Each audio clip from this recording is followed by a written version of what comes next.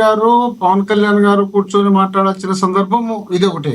ఏది మనం కలిసిమెలిసి ఉందాం, బాగుందాం, మనలో ఏదో భేదాభిప్రాయాలు ఉన్నాయి, ఆ భేదాభిప్రాయాలు విజయశేఖర రెడ్డి గారితో వస్తున్నాయా, లేక లక్ష్మీకాంత్ గారితో వస్తున్నాయా, లేక ఎవరితో మన కూటమికి సంబంధించినటువంటి వ్యక్తులతో భేదాభిప్రాయాలు వస్తున్నాయి. ఈ భేదాభిప్రాయాలను మనం తగ్గించుకోవాల్సిన బాధ్యత మన పైన ఉంది. మీరు అక్కడ అధినేత, నేను ఇక్కడ అధినేత, మన ఇద్దరం కలిస్తే ఇక్కడ ఏమీ ఉండదని డిస్కషన్ చేసుకోవచ్చు. నెంబర్ 1. నెంబర్ 2 వచ్చినప్పుడు వీళ్ళ పాటన ఆ విధమైనటువంటి ఇప్పుడు వలిశెట్టి శ్రీనివాస్ గారు అలాంటి వాళ్ళు మాట్లాడిన సందర్భం ఉంది కదా. చాలా చోట్ల చాలా మంది మాట్లాడినారు, చాలా మంది విమర్శించినారు వాళ్ళ కూటమిలో ఉన్నటువంటి అధికార. ఆ సందర్భం వచ్చినప్పుడు అక్కడ పార్టీ ఆఫీసులో పార్టీ నాయకులతో పార్టీ క్యాడర్ కూర్చున్నప్పుడు పవన్ కళ్యాణ్ గారు మాట్లాడుతూ అక్కడ చెప్పాలా ఏమని, మనం ఒక ఆలోచనతో వచ్చినాం, ఇలా ఆలోచన 15 సంవత్సరాలు కంటిన్యూ కావాల్సిన సందర్భంలో మనకు అక్కడక్కడ భేదాభిప్రాయాలు కనిపిస్తున్నాయి. ఆ భేదాభిప్రాయాలు ఉదాహరణకు ఒకవేళ పలానా ఎమ్మెల్యే ఇట్లా మాట్లాడాడు, పలానా కార్యకర్త ఇట్లా మాట్లాడాడు, పలానా లీడర్ ఇట్లా మాట్లాడుతున్నాడు, పలానా డిబేట్లు ఇట్లా మాట్లాడుతున్నారు, ఈ విధంగా మనం మాట్లాడడం వల్ల మనకు ఇబ్బంది జరుగుతుంది. వాళ్ళు మనం ఇద్దరం కలిసి మాట్లాడితే మనం విడిపోయే పరిస్థితి వస్తుంది. విడిపోతే మనం చెడిపోతే జగన్మోహన్ రెడ్డి గారు ముఖ్యమంత్రి అవుతారు. ఈ విధమైనటువంటి అభిప్రాయం ఉండకూడదు. మనము అధికారంలోకి రాకముందే మనం జగన్మోహన్ రెడ్డి గారితో సింగల్ గా తగలేవని నేను చెప్పినాను, నాతో పాటు చంద్రబాబు నాయుడు గారు చెప్పినారు, కూటమిలో ఉన్నటువంటి బీజేపీ పార్టీ కూడా చెప్పింది. మనం అందరం కలిస్తే తప్ప జగన్మోహన్ రెడ్డి గారిని ఓడించలేమని ఆ రోజు నిర్ణయించుకున్న తర్వాతనే మనం అంతా కలిసి వచ్చిన తర్వాతనే మనం ఏమేం చేసుకోలేము. ఇప్పుడు సక్రమంగా ఉండకపోతే ఖచ్చితంగా మళ్ళీ జగన్మోహన్ రెడ్డి గారు వచ్చు. జగన్మోహన్ రెడ్డి గారు రాకుండా ఉండాలంటే మనం కలిసి ఉండాలి. మనం కలిసి ఉంటేనే జగన్మోహన్ రెడ్డి గారు రారు. రాష్ట్రం మొత్తం అనుకుంటున్నారని ఆయన నోటితోనే చెప్పినాడు. జగన్మోహన్ రెడ్డి గారు వస్తారని మొత్తం అనుకుంటున్నారు, అయినా రాడు. మొత్తం అనుకుంటున్నారంట, అయినా రాడంట. ఏంటి అభిప్రాయం? మీ అభిప్రాయం ఏముంది? ఖచ్చితంగా జగన్మోహన్ రెడ్డి గారు వస్తారు. మనలో మనకు అభిప్రాయ భేదాలు ఉన్నాయి. ఈ అభిప్రాయ భేదాలను తొలగించడానికి పనిచేయాల్సిన అవసరం ఉంది అని డైరెక్ట్ అసెంబ్లీ సాక్షిగా అసెంబ్లీలో మాట్లాడాల్సిన సందర్భం కాదు ఇది. అసెంబ్లీలో ప్రజా సమస్యల పైన మాట్లాడాల్సిన సందర్భంలో కేవలం మీ పార్టీకి మీ కూటమికి సంబంధించినటువంటి డిస్కషన్ జరుగుతుందంటే మీ లోపల అంతర్గతంగా ఎంత రగిలిపోతున్నారో అది మీకే తెలుసు. కారణం ఏమంటే మీ పిఠాపురానికి సంబంధించిన పక్కన నియోజకవర్గంలో మీరు ముందు ప్రాతినిధ్యం వహించినటువంటి నియోజకవర్గంలో ఓడిపోయిన నియోజకవర్గం, అక్కడ ఉన్నటువంటి డిఎస్పీ మీద మీకు ఆరోపణ చాలా మంది చేసిన తర్వాత, మీ నియోజకవర్గ ఇన్ఛార్జి ఆరోపణ చేసిన తర్వాత మీరు దానిపైన డైరెక్ట్ గా ఓపెన్ స్టేట్మెంట్ ఇచ్చినారు. ఏమని, ఇక్కడ డిఎస్పీని మార్చాలా, ఇతను లంచాలు తీసుకుంటున్నారు, ఇతను మటక ఆడిస్తున్నారు, పేకాట ఆడిస్తున్నారు, ఇసుక దొంగ చేస్తున్నాడు, రకరకాల అవినీతిలో పాల్గొన్నాడు. ఈ అవినీతి పాల్గొన్నటువంటి డిఎస్పీని మార్చాలని అప్పుడు పవన్ కళ్యాణ్ గారు చెప్పడం జరిగింది. చెప్పిన తక్షణమే ఈయన కూడా ఒక పార్టీ అధ్యక్షుడు, 20 సీట్లకు 21 సీట్లు అనుకుంటే అలాంటి నాయకుడు చెప్పినప్పుడు మనం డిప్యూటీ సీఎం గా ఉన్నటువంటి పవన్ కళ్యాణ్ గారు చెప్తే ఆఫ్టర్ ఒక డిఎస్పీని మనం మార్చలేకపోతే ఆయన పరిసర ప్రాంతాల్లో ఆ జిల్లాలో ఉన్నటువంటి వ్యక్తిని ఆయన మళ్ళీ ఏముంటుందని ఆలోచన చేయకుండా కూడా వాళ్ళు పెట్టి మళ్ళీ ఎప్పుడూ మార్చిన దాంట్లోనే వాళ్ళ పార్టీకి సంబంధించినటువంటి డిప్యూటీ స్పీకర్ గా ఉన్నటువంటి వ్యక్తి అతను చాలా మంచోడు ఉన్నాడు. అంటే ఏంటి అర్థం? ఏం జరుగుతుంది వీళ్ళకు ఏం జరుగుతుంది? అదేవిధంగా పిఠాపురానికి సంబంధించినటువంటి సందర్భంలో పిఠాపురంలో వర్మ గారు అనే ఒక ఆయన ఉన్నాడు. ఆ వర్మ గారు అనే ఆయన గతంలో ఇండిపెండెంట్ గా గెలిచినాడు, తర్వాత తెలుగుదేశం పార్టీ తరఫున పోటీ చేసినాడు, మంచి లీడర్ మంచి గుర్తింపు తెచ్చుకున్న తర్వాత ఆ ప్రాంతానికి చంద్రబాబు నాయుడు గారు ఈయనకు అలయన్స్ లో టికెట్ ఇవ్వాల్సిన సందర్భం వచ్చింది. ఎవరికి? పవన్ కళ్యాణ్ గారికి. ఈయన అక్కడ భారీ మెజార్టీతో గెలిచినాడు. గెలిచిన తర్వాత పదే వర్మ గారు అక్కడ అడ్డు తగులుతున్నారని వీళ్ళకి సంబంధించి అనేక విమర్శలు డిస్కషన్లు జరిగినాయి. ఇప్పుడు ఆయన ప్రాతినిధ్యం వహిస్తున్నటువంటి నియోజకవర్గంలో ఒక డిప్యూటీ సీఎం గా ఉన్నటువంటి నియోజకవర్గంలో అక్కడ ఫ్లెక్సీ పెట్టాం, పెద్ద ఫ్లెక్సీ పెట్టుకుంటారు, రొటీన్ గా జరిగేదే. మరి ఆయన వచ్చి అక్కడ మాట్లాడుతున్నారంటే అలాంటి వ్యక్తిని నేను పిలుచుకొని మందలించాల్సినటువంటి చంద్రబాబు నాయుడు గారు ఆయనకు పిలిచి 300 కోట్లతో 3,000 కోట్లతో ఒక టాటా కంపెనీకి సంబంధించినటువంటి ఏదో ఒకటి దాంట్లో పార్ట్నర్షిప్ ఇప్పించే కార్యక్రమం చేసి ఆయనకు ఆదాయం వచ్చే కార్యక్రమం చేసి ఆయన ఇండైరెక్ట్ గా ఎంకరేజ్ చేస్తున్నారంటే ఉద్దేశం చంద్రబాబు నాయుడు గారికి వేరే ఉంది. చంద్రబాబు నాయుడు గారికి అధికారం కావాలి. అధికారం కావాల్సినప్పుడు ఎవరితో అయినా కలుసుకుంటాడు, ఎవరితో అయినా కౌలించుకుంటాడు. అధికారం వచ్చిన తర్వాత వాడు ఎదిగితే మళ్ళీ ఏ విధంగా వాడిని తొక్కాలని, ఆ తొక్కే విధానాన్ని ఏ విధంగా తొక్కాలనే ఆలోచనతో చేస్తుంటాడు. ఇప్పుడు కేవలం పవన్ కళ్యాణ్ గారిని దగ్గర ఎందుకు పెట్టుకున్నారంటే పవన్ కళ్యాణ్ గారిని వదిలితే జగన్మోహన్ రెడ్డి వచ్చాడు రాష్ట్రంలో. జగన్మోహన్ రెడ్డి రాకుండా ఉండాలంటే మనం పవన్ కళ్యాణ్ గారిని పట్టుకున్నారే తప్ప పట్టుకున్నట్టు ఆ నియోజకవర్గం వాళ్ళకు సంబంధించినటువంటి ప్రాతినిధ్యం వహిస్తున్నటువంటి ఎమ్మెల్యేలు కానీ, లేదా జనసేనకు సంబంధించి లేక కార్పొరేషన్ చైర్మన్లు కానీ, వాళ్ళకి సంబంధించినటువంటి శంకుస్థాపనలు కానీ, వాళ్ళకి సంబంధించినటువంటి ఓపెనింగ్లు కానీ దాంట్లో ఎక్కడ వీళ్ళు ఇన్వాల్వ్ చేయకుండా వీళ్ళు అనేక చోట్ల గలాటలు జరిగిన సందర్భాలు ఉన్నాయి. అది శ్రీకాకుళం నుండి మంగళగిరి వరకు అనేక ప్రాంతాల్లో జరిగినాయి. ఈ విధమైనటువంటి జరుగుతున్నప్పుడు మనసులో ఏ ఒక్క కార్యకర్తకైనా మనస్ఫూర్తిగా బాధ ఉంటుందా లేదా? జగన్మోహన్ రెడ్డి గారికి జనసేనకు వ్యక్తిగత కక్షలు లేవు, వ్యక్తిగతంగా ఎక్కడ వాదనలు లేక గలాటలు జరిగిన సందర్భం లేదు. పార్టీ పరంగా ఎవరు ఆవేదన వాళ్ళకు ఉంటుంది, ఎవరి కోపాల వాళ్ళకు ఉంటాయి, ఎవరి సిస్టమ్ వాళ్ళ మీద నడుస్తుంటుంది. ఆ సిస్టమ్ లో వాళ్ళకు నచ్చకపోవచ్చు, నచ్చినప్పుడు వాళ్ళు నచ్చినప్పుడు మేము విమర్శిస్తాం.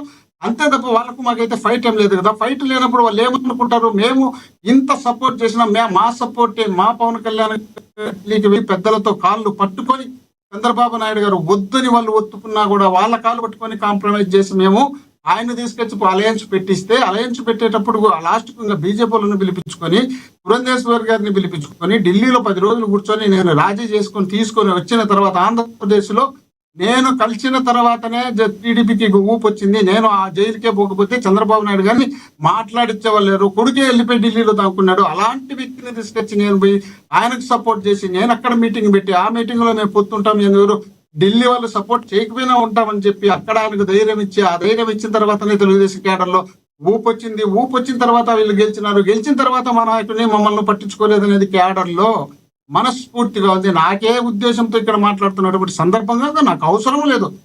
ఇష్టం మాకున్న ప్రెస్టేజ్ ఏమంటే, నేను ఇప్పుడు ఓపెన్ గా చెప్తున్నా, వాళ్ళు ముగ్గురు కలిసినప్పుడు మేము గెలిచితేనే మాకు రాష్ట్రంలో మా నాయకుడు జగన్మోహన్ రెడ్డి జగన్మోహన్ రెడ్డి అనిపించుకోవాలనేదే మా కోరిక తప్ప వాళ్ళెవరో విడిపోయి వాళ్ళని ఎవరినో పెట్టించి వాళ్ళెవరో భయపడి పక్కకు పోయి వాళ్ళందరూ పోయిన తర్వాత మేము సింగిల్ గా పోటీ చేసి మేము గెలిచినాం అనిపించుకోవడం మాకు కాదు.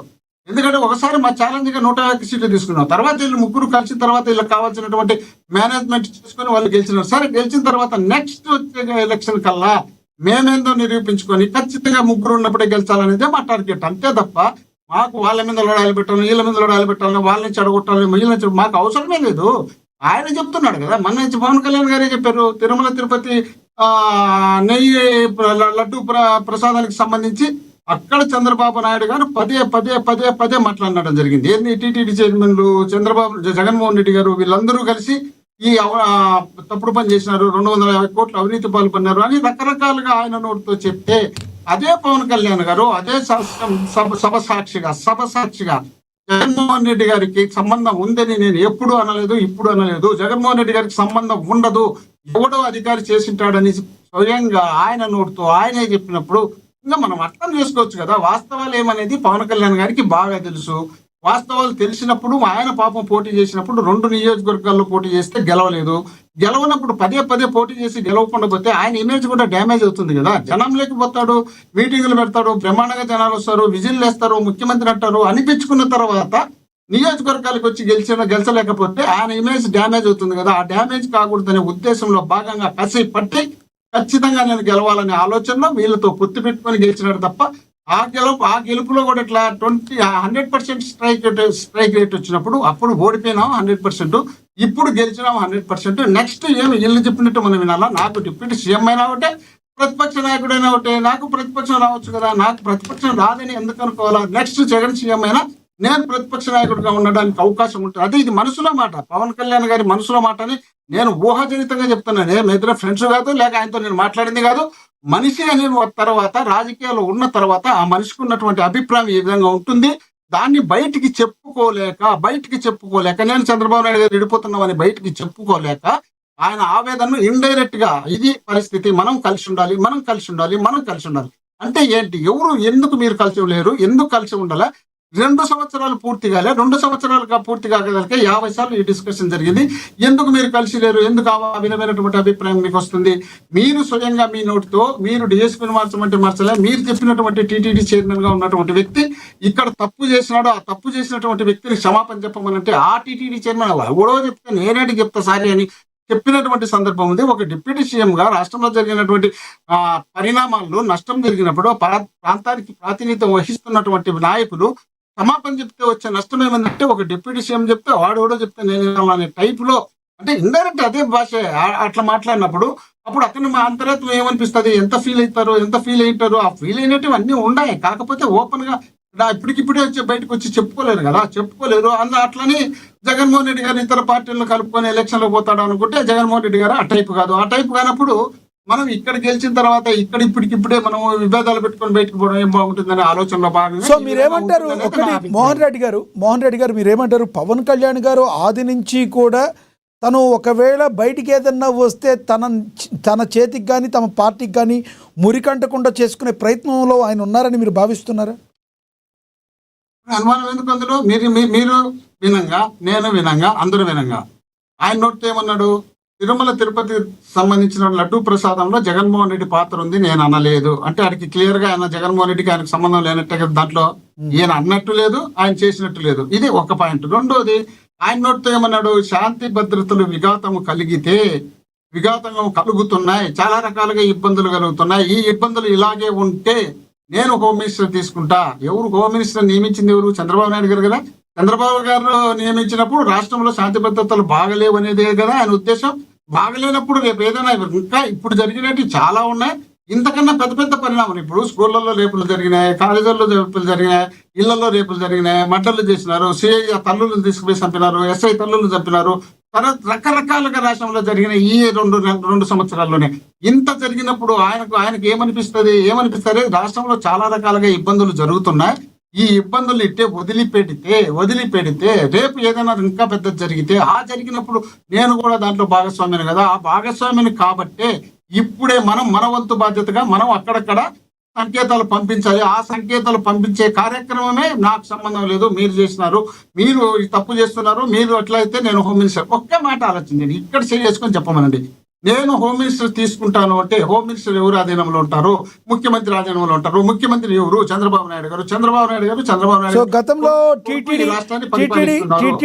టీటీడీ చైర్మన్ గా ఆయన ఎక్కిన కొత్తలో ఎవరైతే ఇప్పుడు ప్రెసిడెంట్ టీటీడీ చైర్మన్ ఉన్నారో ఆ టైంలో ఆయనతో క్షమాపణ చెప్పించడంలో కూడా ఆయన సారీ చెప్పించారు. ఇవన్నీ కూడా ఆయన బయటకు వచ్చి నాకు మాట్లాడే అవకాశాలు ఉన్నాయి అంటారు మీరు? 100% ఆయన చాలా వాటి